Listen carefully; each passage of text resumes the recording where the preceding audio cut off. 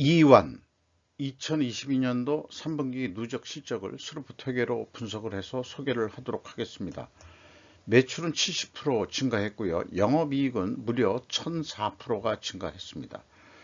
흑자 전환의 핵심 원인은 무엇일까? 분석을 해가면서 한번 진단을 해보도록 하겠습니다. 하단에 나와 있는 내용 참조해 주시고요. 구독, 좋아요 꼭 부탁드리겠습니다. 내용이 좋았다고 생각하시면 내용이 뭐 그저 그렇더라도 좀 해주시면 감사하죠. 1.5배속을 보시기 바랍니다. 원가회계 손익으로서 매출은 5조 7천억 원대로서 전년 동기보다 무려 70%가 크게 증가했습니다. 이 앞선에 먼저 SK가스를 했습니다만은 SK가스는 이렇게 많이 70% 가까이 증가를 못했거든요. 40몇 프로 증가한 거로 되어 있는데 뭐 거의 그 같은 가격으로 하면서 그 시장 점유율이 높아진 건지 요게 이제 그 뭐 매출 증가도 그 흑자 요인 중에 그 하나가 아닐까 이렇게 일단 생각을 합니다. 재고 자산은 이제 매출액보다 상대적으로 항상 이렇게 작게 되어 있는데 이게 이제 그 이 회전율이 매우 높은 업종으로서 그래도 이제 51% 매출 증가보다는 적게 증가했다는 건 이제 바람직한 그런 관리라고 생각은 하고요. 그 다음에 그 매출 원가가 65.4% 증가했어요. 요 갭이 결국은 그 영업이익을 내는데 아주 핵심 원인인데 이 폭이 좀 더 커졌습니다. 그게 이제 그 SK가스하고 좀 차이점이 될 것 같아요. 그 SK가스는 뭐 1% 범위 내거든요. 근데 이게 한 4%, 4.5%니까 흑자를 낼 수밖에 없는 그런 거로 결산이 된 거다 이렇게 봐집니다. 뭐 판매 관리비 같은 거 크게 안 올렸고요. 그래서 영업이익이 1860억 원이 났는데 작년도 202억 원 적자보다 무려 1018%가 증가가 됐습니다. 원가 생산성도 4% 상승한 것으로 이렇게 산출이 됩니다. 그렇다면 스루프트 회계로서는 매출에 비례하는 매출 재료비는 이것도 역시 그 뭐 상품이겠습니다만은 매출은 69.9% 증가했는데 그 매출 재료비가 65%니까 요거는 그러면은 그냥 그 5%가 또 차이가 있다. 그러니까 판매 가격이 크게 상승했을 거 아니냐, 또 매출량도 증가를 했을 거고 이렇게 봅니다. 그 다음에 그 스루프 재고도 50.7% 증가한 거로 되어 있습니다. 매출 증가보다 적게 증가했다는 것은 재고 관리가 좀 바람직하다, 나름대로 이렇게 볼 수 있고요. 스루프율은 2.7% 상승한 것으로 되어 있습니다. 그 현장 운영 비용이 좀 많이 올랐네요. 84.3%. 그래서 전체적으로 운영 비용이 31.5% 증가했습니다. TOE 생산성이 1.85로서 거의 100%가 그 생산성도 상승을 했습니다. 영업이익이 1004% 이 흑자로 전환이 됐습니다. 그리고 원가회계 영업이익보다는 뭐 작은 금액입니다만 5억 2천 작은 금액입니다. 이것은 재고가 증가했기 때문입니다. 재고 내역을 보면은 이 상품이 259억 원, 9,800만 원, 그러니까 260억이 증가를 했죠. 그런데 이 내역을 보면은 올해는 그 미착품의 평가 손실 작업을 했어요. 상품에는 평가 손실 작업을 안 하고. 그런데 그 작년에는 그 상품의 평가 손실 작업을 하고 또 미착품에도 평가 손실 작업을 했습니다. 한국가스공사하고 SK가스는 그 평가 작업을 안 하는데 이 기업은 왜 할까? 그게 좀 이상하다. 그러면 이런 액화 가스, LPG 가스라는 게 평가를 해야 될 그런 성격인지, 미착품이라는 것도 도착하지도 않은 미착품에 어떤 평가 손실이 평가 손실 작업을 할 수 있는 거냐, 이론적인 근거라든지 합리성이 이해할 수가 없어요. 그리고 어떤 회계 기준이라는 것은 계속성의 원칙이 있어야 되는데 작년에는 상품에도 평가 작업하고 미착품에도 평가 작업을 하고, 근데 올해는 상품은 안 하고 이 미착품만 했다. 이런 것도 좀 이상합니다. 그래서 여기부터 신뢰가 좀 떨어집니다. 경영평가 지표로서요, 이 재고 회전율은 한 4회전 정도 상승했습니다.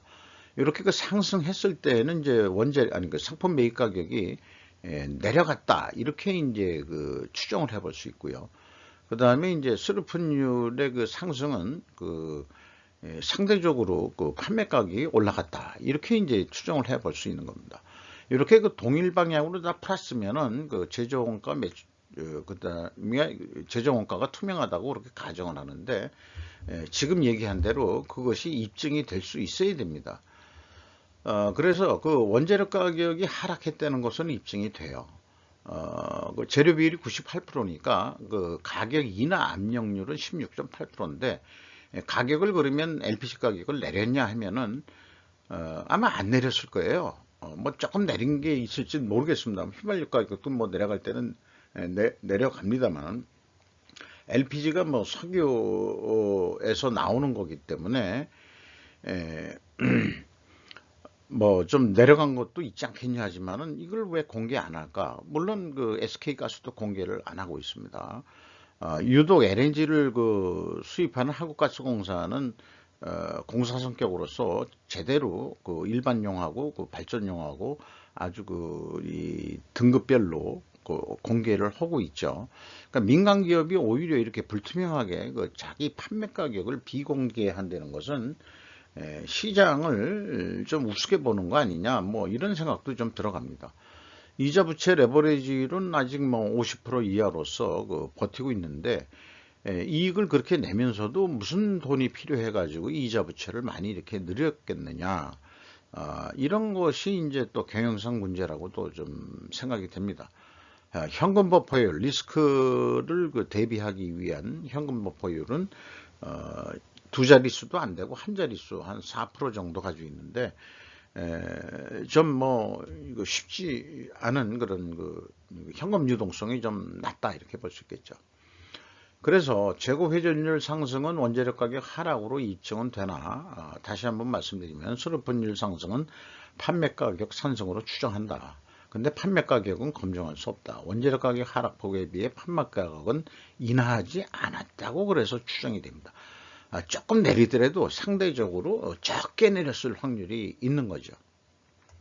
그래서 이익을 많이 냈다, 그런 얘기죠. 상품 매입 가격은 똑같이 SK가스하고 똑같이 17.1%로 공개를 했습니다.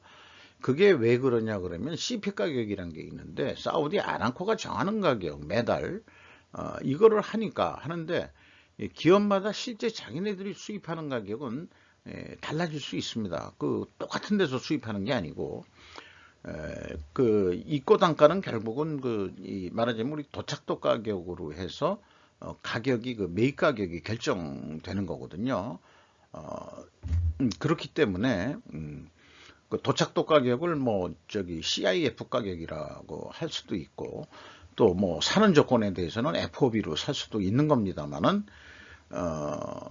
어쨌든지 간에 어떤 조건으로 수입을 하든지 간에 들어오는 가격, 우리나라에 도착해 가지고 선적이 도착했을 때까지의 가격, 거기다가 실제 장부 가격에 덮어지는 것은 국내 항구에 도착해서 예를 들어서 뭐 자기 탱크에 로딩을 한다든지 뭐 하는 것도 작업비들은 또 상품 매입 가격에 또 뭐 플러스가 될 것입니다.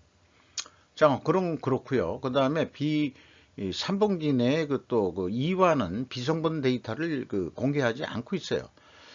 그래서 더더욱 기성분을 공개하지 않으면은 또 이 투명성 확보가 좀 어렵지 않느냐. 그래서 이것은 제가 작년에 가공 비율이 1.8%인데 상품이라 하더라도 뭔가 이제 이 추가 작업하는 게 있다는 얘기죠. 그런데 이제 이 원재료 가격이 내려갔기 때문에 가공 비율이 좀 상승을 했다. 이렇게 예측을 해 역산으로 다 풀이해낸 결과가 되겠습니다. 현금 흐름표 기준 1단계, 2단계는 제가 맞춰 놓은 거기 때문에 비교 의미가 없고요. 그 다음에 현금 흐름표 기준으로는 재고자산 평가 손실 및 폐기 손실을 가감하면은 일치를 합니다.